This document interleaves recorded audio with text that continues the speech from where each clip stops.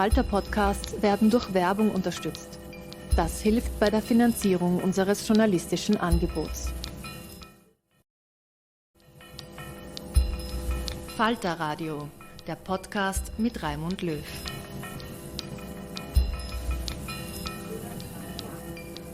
So, herzlich willkommen, meine Damen und Herren, zu einer ganz besonderen Ausgabe des Falter-Radios. Es wird heute um Weltpolitik gehen, um Zeitgeschichte, um Diplomatie, denn hier im Podcast-Studio des Falter in der Wiener Innenstadt gibt es heute einen ganz besonderen Gast, nämlich die Botschafterin der Vereinigten Staaten von Amerika, Victoria Reggie Kennedy. Welcome in the show, Madam Ambassador. Thank you so much. It's great to be here. And of course, this is a conversation that's going to happen in English. And Madam Ambassador, we appreciate that you take your time for this discussion, not only because of the important role of America for Austrian democracy historically after World War II, but also because for people of my generation, the civil rights movement was important, and the idea of civil disobedience was something that Europeans, Austrians learned from the United States. I would like to ask you, when you arrived in Vienna a year and a half ago, you said that you'd been here the first time when you were a student on a package of, $5 a day? Exactly. In Vienna.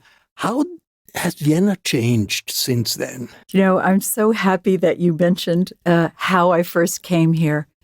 I was traveling in the mid-1970s, long time ago, with my brother, as so many students did, traveling on a Eurail pass through Europe. And we did have a book that we were following, and it was Europe on $5 to $10 a day. But when we got to Vienna, we went to the American Express office because that's where you could get mail. And there was a letter from our parents with extra cash, which was fantastic. And it said, so you could enjoy the music. And my brother and I went to the opera. Then we went to Salzburg and we listened to music, and it was absolute heaven. And I think I fell in love with this place.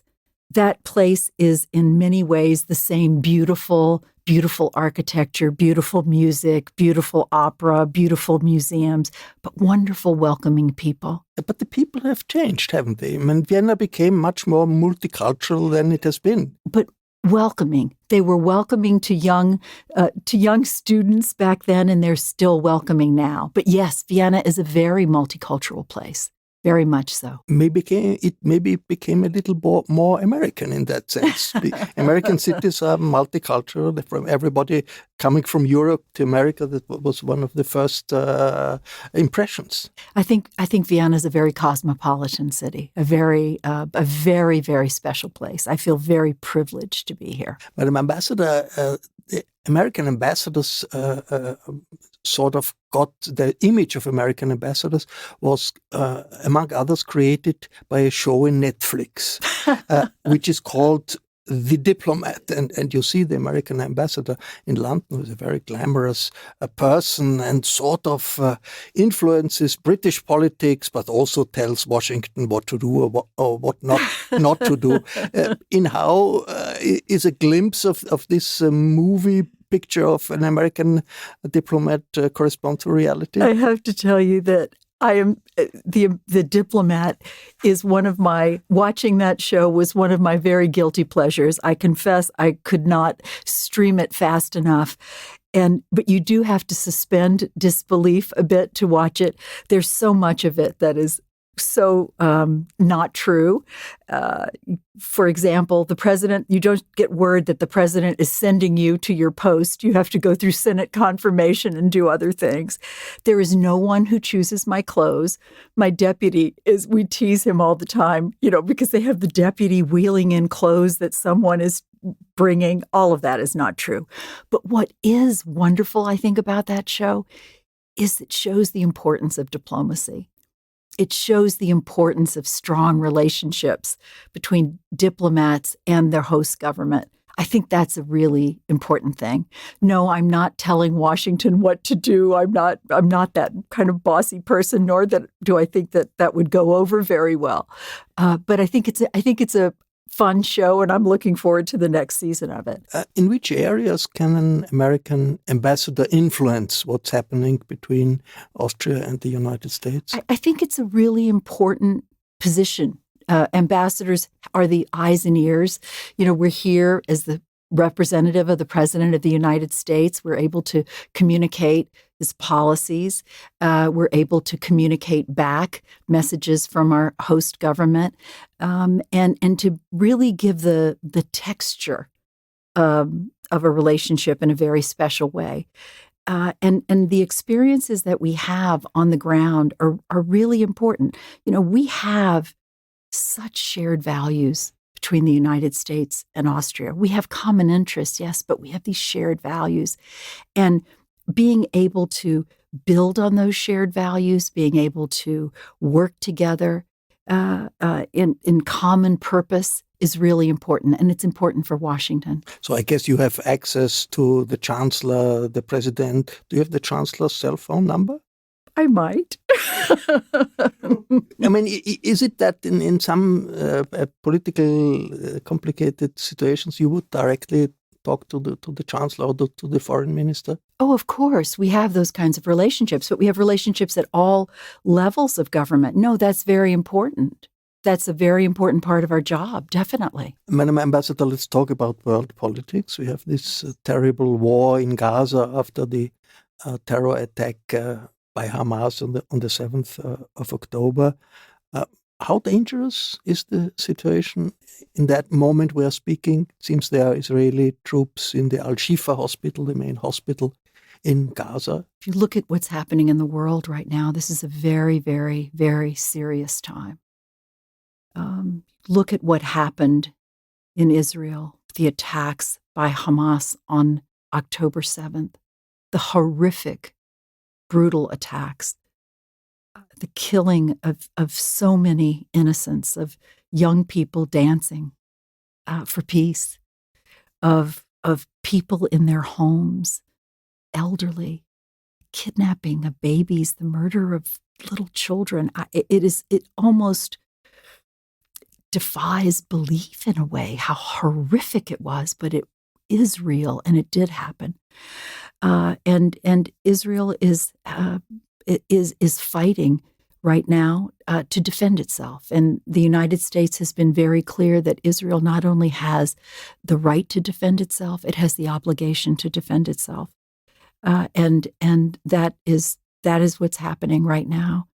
And it is it's a very, very difficult time. Obviously, we believe in protecting civilian life as much as possible. But what's so adding on to the horrificness of this situation is that we've independently confirmed that Hamas was embedding itself in these humanitarian places, like in the hospital, its operational structures in the hospital, in tunnels underneath. These are very, very serious, difficult situations. When President Biden went to Israel immediately after the attacks, he sort of compared October 7th to 9/11. And he also told the Israelis, well, we did mistakes after 9/11. Try not to make the mistakes we made. I guess he thought about the reliance on American military means in the fight against terrorism and Iraq.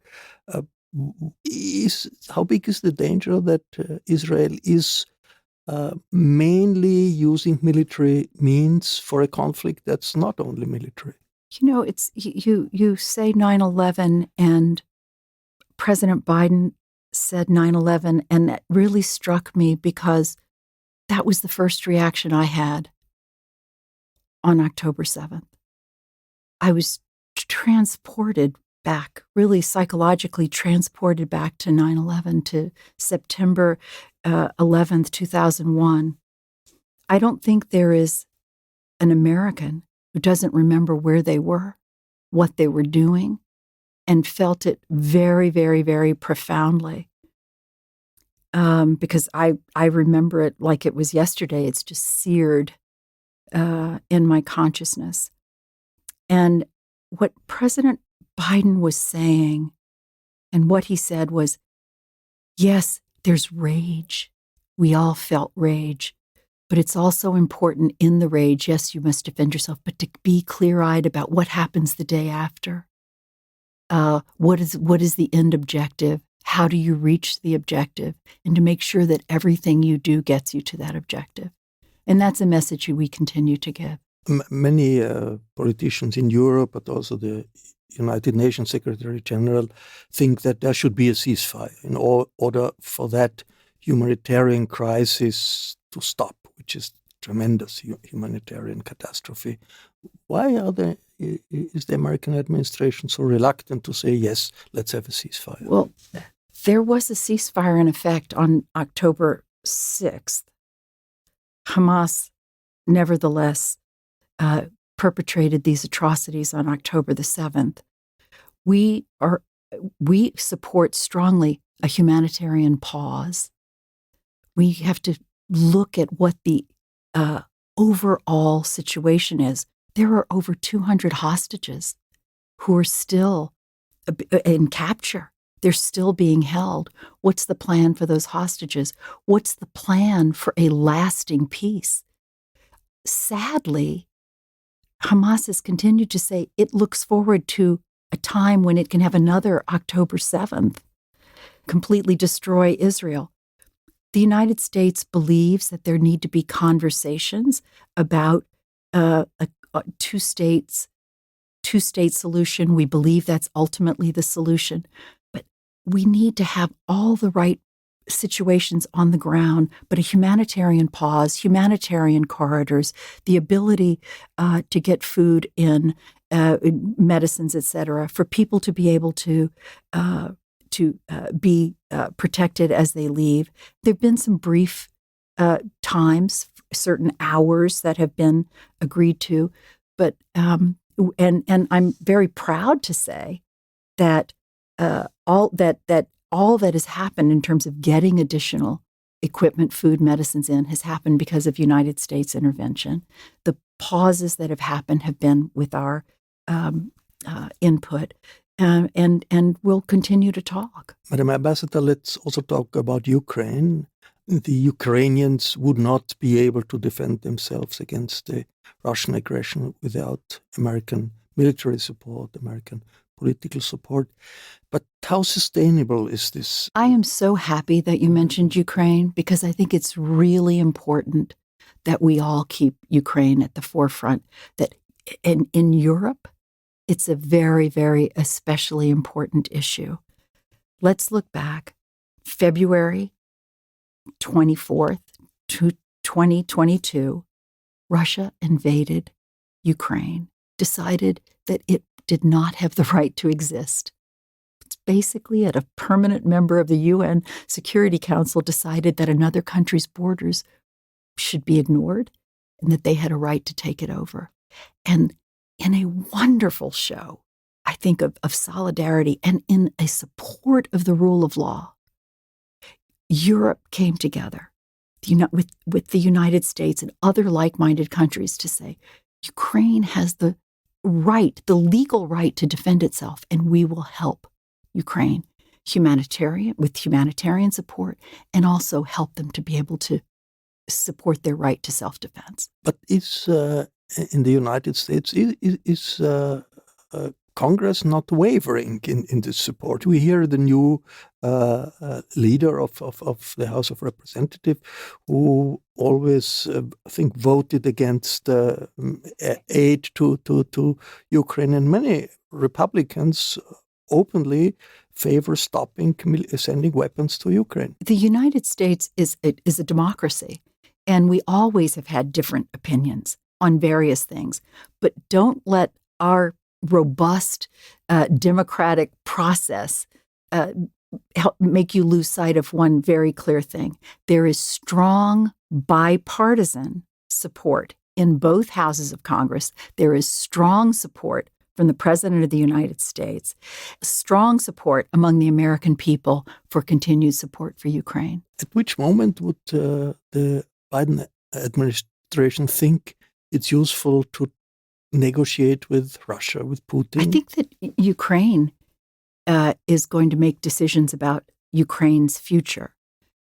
The way for this war to end, it could end right now, is for Russia to put its arms down. It's the invading military. It invaded a sovereign nation, and it would be over immediately if Russia left. How do you see Austria's position?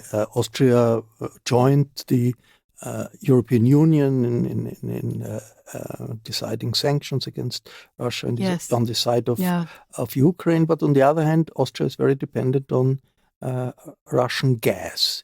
Is Austria doing enough in order to get independent from Russian energy? I think that Austria, from the very, very beginning, spoke clearly, loudly, strongly, and morally on the side of the rule of law.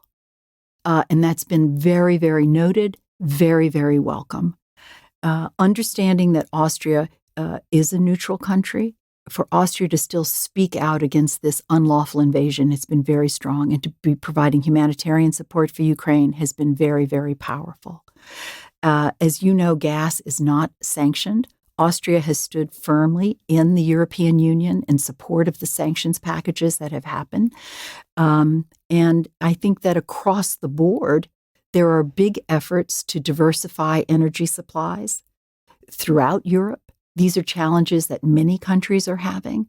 I mean, it's a fact that Russia has supplied gas to many countries in this area for a long time. And so diversification is something, not just with alternative energy, as well as other sources of energy, is something that's an ongoing conversation, and certainly something that's being pursued by all countries. Gas costs something, and Austria is paying a lot of money for the Russian gas. The EU representative here in Vienna once said that's like blood money, and Ukraine sees it that way. Is there something in this criticism? This is a conversation that is, for me, a helpful deviation or conversation. I think I'll just leave it at that. Madam Ambassador, you mentioned neutrality, Austrian neutrality. Yes. And what actually concrete contribution can neutrality do in the security architecture of Europe? Obviously, neutrality is historically, I understand the history of Austria's neutrality, the legal basis for Austria's neutrality, and any conversations about Austria's neutrality within the context of Austria are to be made for Austria. I can tell you what the United States' views are on its own security architecture. That I can tell you. And we rely very strongly, and have since 1949, on NATO with European allies. And we, for us, look to NATO as part of our security architecture. I mean, in case there would be as a defensive, let me be clear, is a defensive alliance. And neutral countries in Northern Europe have very quickly decided they want to give up neutrality, like Sweden or Finland, and join NATO. So I guess if there would suddenly be such a discussion in Austria, the doors of NATO, would it be open to Austria? What do you think? I think under the rules of NATO, countries can certainly join. I think since 1949, I think may have been 12 countries initially in 1949, and then today in 2023 there are 31, with kind of one on deck to come on. So certainly NATO has grown with countries that have wanted to join over the years. The Austrian government is very eager to present itself as a government that's building bridges in Europe and trying to get people to talk to each other. Is this a bit an Austrian fantasy, or is this the real world that Austria can? I'll tell you a wonderful thing and a wonderful role, and something that's happening right now, today. We have the special envoy from the United States for the Western Balkans, who is in town, and with Austria, with the foreign minister. We are gathering young Bosnians and talking about their future, giving them a place to build bridges, to talk about what a future might be. I think it's a very, very, very important conversation. An American ambassador, of course, also is following what's happening in internal politics in Austria with a different party and the rising of the Freedom Party under Mr. Kickl. If you listen to what comes from the Freedom Party, are you sometimes reminded of Trump MAGA people like the current that's represented by Donald Trump is called when you hear Mr. Kickl? No, I don't think in terms of comparing politicians here to politicians back in the United States. I really don't. Yeah, I really don't. I mean, do you also talk to the Freedom Party and to Herbert Kickl? Did you do that since you? No, I have not. Because I remember the first time the Freedom Party was in the government. There was a reception in the American embassy on World War II, and it was very impressive. And Senator Dole was here. And it was a very impressive, for many Austrian journalists, an impressive situation where you saw, okay, there is a war veteran, Senator Dole, telling the FPÖ people, well, we were fighting for freedom in Europe and we were fighting for democracy in Europe. How interesting. No, I didn't know that. We are not going to give that up. And the FPÖ people were sitting there and listening quietly, which was an interesting that is scenery interesting. Because it meant, and this is certainly still the case, that what's going on in Europe also politically is something that is there is an interest of America in here. Let's pass here. Let's a little bit talk about America and this American election year. That's is there an election looming? It seems there is going to be many different elections leading to the election. I wonder, there is big polarization in American politics. Yeah? How can that work? I mean, you have a House in the Senate, the leader of the House, who is not recognizing that Trump lost the election. Yeah? And many of representatives think that Biden lost and Trump should be president. How can a democracy function with this kind of polarization? I have to say that, yes, there is on the surface a lot of polarization. It looks that way. And sometimes, though, when you look beneath the surface and that you're really, there are friendships that exist and there are views that exist that show that it's not always quite so stark or as severe as it might appear. The government still works. People are moving in a direction. If you look at, for example, the things that President Biden has been able to achieve since he's been in office for the last 3 years, is that about what he's been there almost? It's quite amazing. And he's done most of it with strong bipartisan, well, some, and maybe not always strong, but still bipartisan support. That means the House of Representatives and the Senate are approving legislation. And he's made tremendous progress on issues of the climate, on issues of investing in infrastructure, on many other issues. And so I think that there's more cohesion than might appear in some more sensational sort of reporting on it. I have had visitors here in Vienna, high-level visitors, members of both parties who come to visit us here, and you get none of that kind of tension in it. There are still strong relationships and things can still move forward, and they do. One of the changes that for American society in the last years has been the change in the situation for abortion with the decision of the Supreme Court to invalidate Roe versus Wade, the historic decision that legalized abortion. How did this change the situation of women in the United States? I would say that decision overturning Roe v. Wade, and Roe v. Wade basically said that there was a constitutional right for a woman to make her own reproductive decisions within certain parameters, so that no state, none of the 50 states, could prevent a woman from exercising that right. This Supreme Court decision reversed that and said, after 50 years, we were wrong and there's no constitutional right. But then it threw those decisions back to the individual states.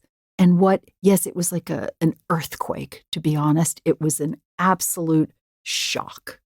But this is what I love about democracy. And honestly, it's one of the things I love so much about the United States.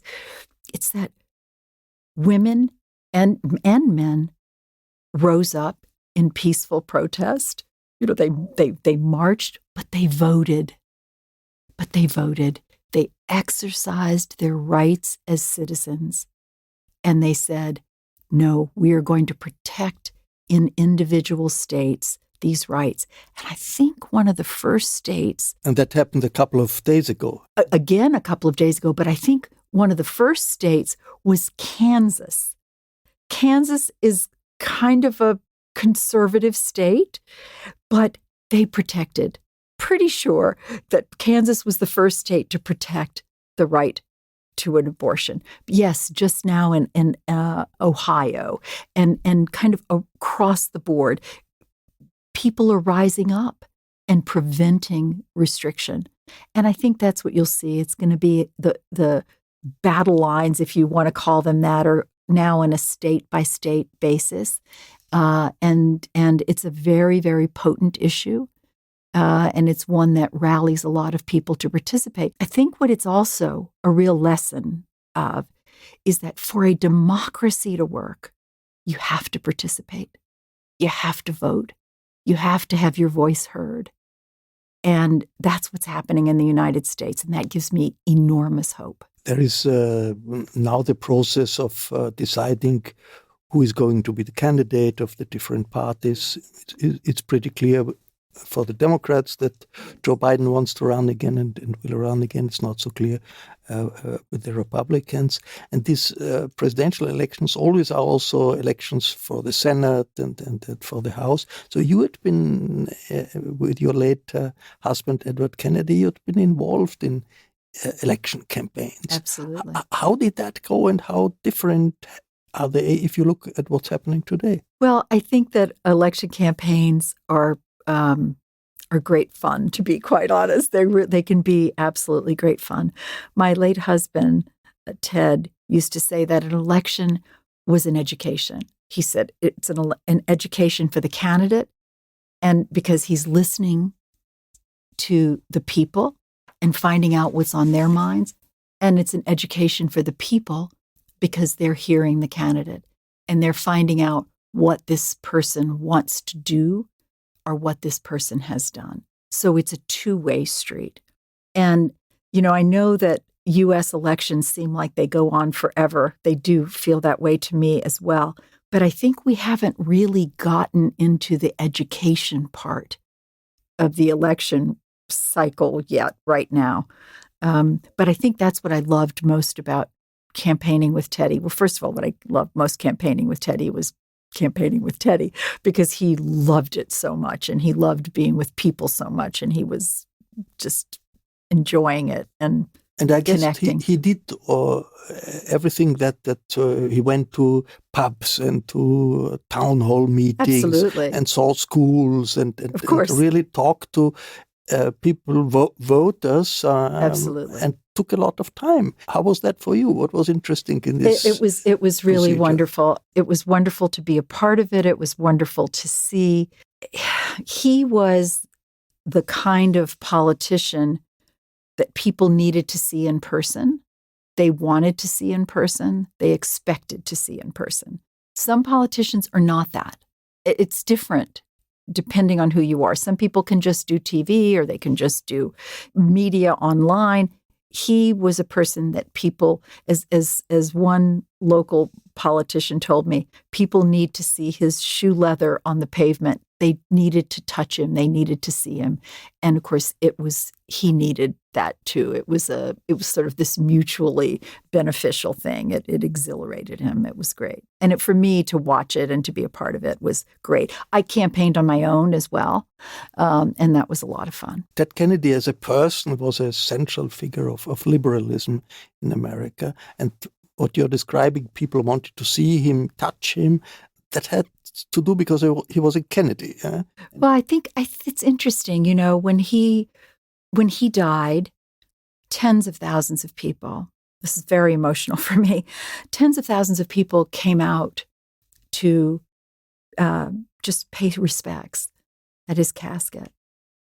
And the media went and interviewed all those people, many of the people, and they said, "Are you here because he's a Kennedy and because he was the last living brother?" And they said, "No, I'm here because he helped me get my Social Security check. No, I'm here because he came and spoke at my high school. I'm here because my mother was able to get her meal delivered to her home because he passed that legislation." It was a very personal connection to the work he had done. And it was very, very moving to me. The Kennedys are seen as a kind of American dynasty. Is this fair? And what's the role of political dynasties I think it's one that US? I don't believe in political dynasties personally. I mean, we are a democracy, and I think every vote you have to earn. But what I think I can say that means something to people about the Kennedy family is that the Kennedy family has served our country. It's been about service. It's been about giving back. It's been about challenging the nation to be the best it can be.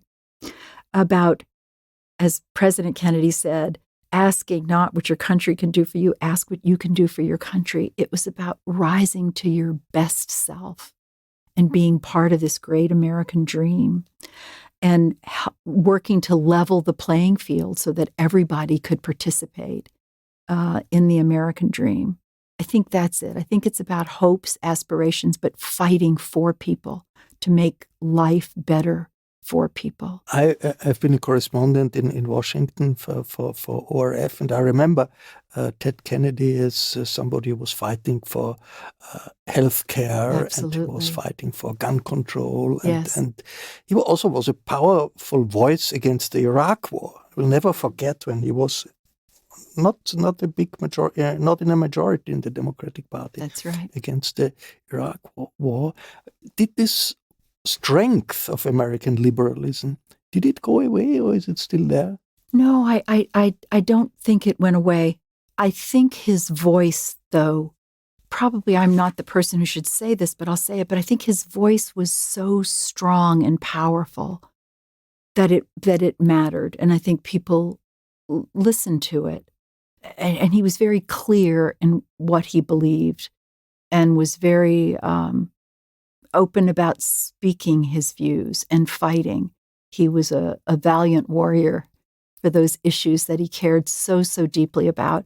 And as you say, gun control was a passion and something he fought against a very strong opposing lobby for. But healthcare, he called healthcare for all Americans, something here in Austria everybody has access to, but in the United States, it's something that we've fought for a long time. And he called it the cause of his life, fighting for healthcare for all Americans. It was something that was a passion of his. I'll tell you another kind of rather emotional story. He died of cancer, and he was diagnosed during President Obama's presidential campaign. And it was very kind of a difficult time because we'd been campaigning with then Senator Obama for Teddy had endorsed him and he was diagnosed, and but he believed that President Obama was going to push healthcare for all. Then he was elected, and President Obama did. It was his first big legislation was healthcare for all. And inauguration January. That May, we had to tell Teddy that his cancer was on the move and that future was bleak. And the first thing he said was, but we need to do health care for everyone. I have to write a letter to the president. And he said to me, give him this letter when I'm not here. And he wrote a letter to the president, and he died that August. And I immediately gave the letter after he passed away to President Obama. And President Obama had a joint session of Congress. And I was sitting there with Mrs. Obama in the audience, and he talked about his commitment to passing health care, and he read Teddy's letter. It was really powerful. And it passed. It passed. It still stands despite many attempts. Still stands. And I believe that this letter was a very important continuation. A colleague of Ted Kennedy, a senator, is today's president. Yes. Joe Biden has been many years a senator. I wonder, what do you remember most of him when he was a senator? I've known Joe Biden since he was a senator, and I get to have the great benefit of knowing both the president and the first lady going back 30 plus years. And he was, as a senator, very steeped in foreign policy. He was the chairman of the Foreign Relations Committee. He always understood the world. He also was a champion of violence against women, which is, I think, something that people may not know about him. We had our first violence against women law back in the 1990s, and Joe Biden was a champion of that law, which really transformed the way we look at violence against women, which is a challenge around the world. Certainly, I know it's a challenge here as well. It's one all countries deal with.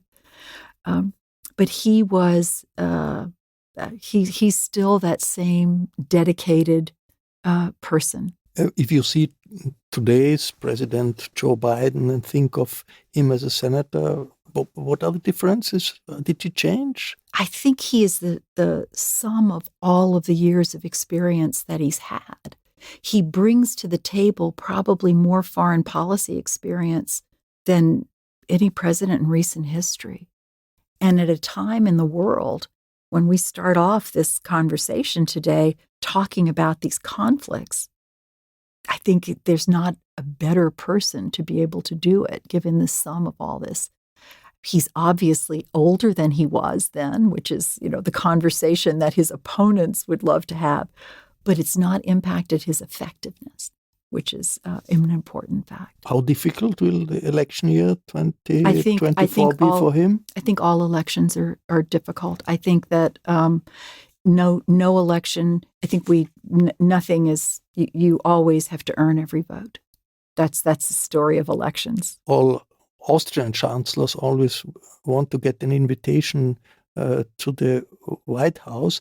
Any chance for Chancellor Nehammer? Wouldn't that be great? Wouldn't that be great to see Joe Biden? Wouldn't that be great? It's not scheduled yet. I don't have an announcement to make today. Okay, we will look for the announcement once it's possible to make it, Madam Ambassador. Thank you very much. Anything important that you would want to add? No, thank you so much. Thanks so much for giving me this chance to be with you today. As I mentioned to you before we came on the broadcast, that as I drove here today, there was a beautiful rainbow over Vienna. And I look at that as a sign of great hope. Hope here, hope for the world. And I'm deeply grateful and honored to have the privilege of serving as the U.S. ambassador here in this magnificent place. So thank you so much for having me. Yeah, thank you, Madam Ambassador, for your visit here in the small studio of Falter in der Wiener Innenstadt. Ich darf mich auch bei Ihnen verabschieden, unseren Zuhörerinnen und Zuhörern. Danke für Ihr Interesse. Den Falter kann man übrigens nicht nur hören, man kann ihn auch abonnieren. Das sollte man eigentlich auch. Alle Informationen gibt es im Internet unter der Adresse abo.falter.at. Ursula Winterauer hat die Signation gestaltet. Um die Audiotechnik für diese Sendung hat sich Philipp Dietrich gekümmert. Danke, Philipp. Ich darf mich verabschieden. Bis zur nächsten Sendung.